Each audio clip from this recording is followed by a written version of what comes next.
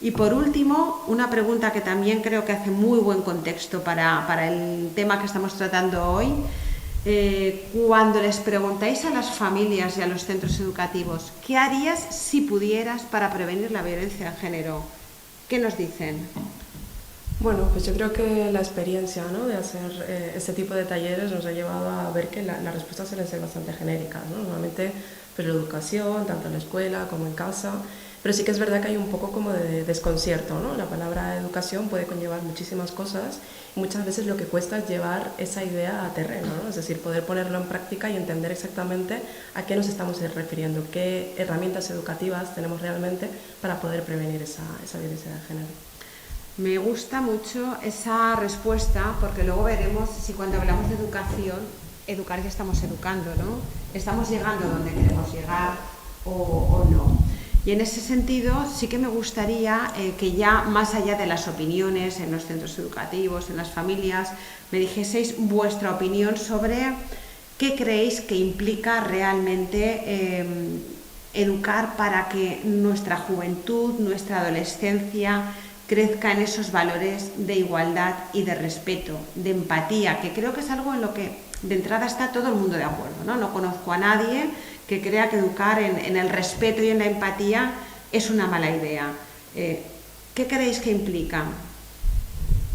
Bueno, efectivamente, ¿no? Al principio cuando se llevan estas ideas y se trasladan al aula, está claro que todos y todas tienen un poco, claro que nos tenemos que respetar entre nosotros y nosotras, que la igualdad debe de imperar dentro de nuestras relaciones sociales, etcétera, que debemos ser empáticos y empáticas, pero cuando lo llevamos a la práctica, ahí nos damos cuenta cómo la juventud tiene bastante mermado sobre todo lo que es el concepto de la empatía.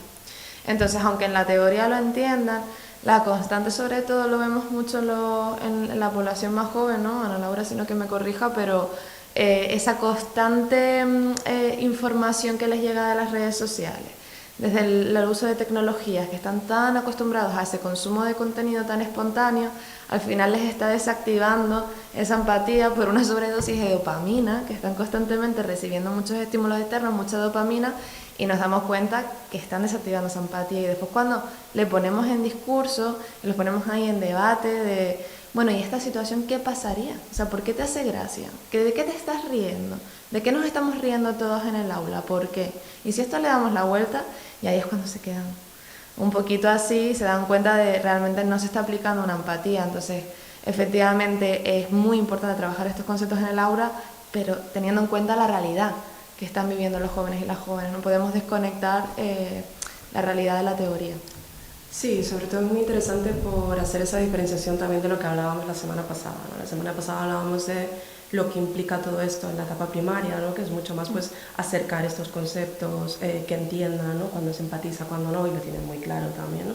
Pues no pegar, no tratar mal a la gente, pero como dices Sara, cuando llegamos a la etapa adolescente tenemos que tener en cuenta que existe pues una presión de grupo que se agudiza muchísimo, ¿no? Si ya existe en la etapa primaria, en la etapa adolescente, No te digo. claro, es bastante grande ese poder. Entonces se desactiva mucho más, ¿no? Todo lo que es la empatía, todo lo que es el respeto y todo lo que es la igualdad, porque priorizan, y sobre todo en las épocas actuales, ¿no? Tratando con redes sociales, tratando con todo lo que tiene que ver con las aplicaciones de mensajería, priorizan mucho más un like, prioriza mucho más un me están riendo una gracia, ¿no? Dentro de un grupo, prioriza mucho más, pues siento, ¿no? Que estoy alcanzando cierta popularidad siguiendo a tal influencer o a tal persona que está comunicando quizá valores que son completamente contrarios a esta igualdad, antes que aplicar esto de la empatía. Y como bien ha dicho Sara, todos estos mecanismos, ¿no? Que al final tienen de refuerzo positivo a valores que son contrarios a lo que estamos aquí intentando, ¿no? Promover, pues al final hace que esa dopamina, ¿no? Que reciben desactive completamente pues el funcionamiento de las neuronas espejo y lo que tiene que ver con el funcionamiento de la empatía. Didi, quería hacer simplemente un inciso porque en las aulas se tiende, ¿no? Como a hablar muchas veces ese respeto y esa igualdad de manera externa, como hacia una tercera persona. Y con lo que nos hemos dado cuenta es darle la vuelta a la tortilla y decir qué pasa con nosotros y nosotras mismas, ¿no? ¿Cómo nos respetamos? Nos es fácil decir lo que nos gusta, lo que no, poner límites, y ahí es cuando detectamos una carencia terrible, ¿no? Entonces, al final trabajar ese respeto y esa igualdad debería de partir principalmente como la base para construir a futuro unas relaciones igualitarias desde uno mismo.